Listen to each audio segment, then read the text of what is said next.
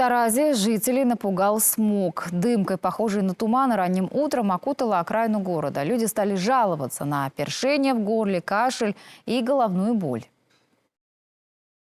Тараз қаласы Төле би көшесінің аяғы. Мынау не деген масқара анау.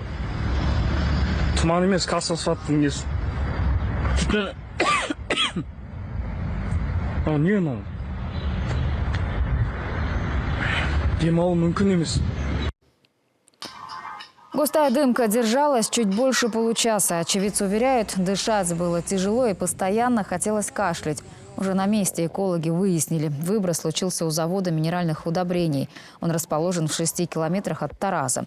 Теперь специалисты выясняют, какие химические вещества попали в атмосферу и были ли по ним превышения.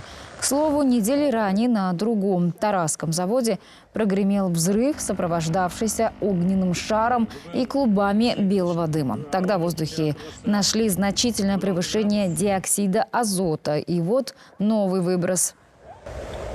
На сегодняшний час проводятся инструментальные замеры совместно с Казгидромет. По предварительным данным, у нас выбросы идут от источников ТО «Косфосфат» минеральное удобрение.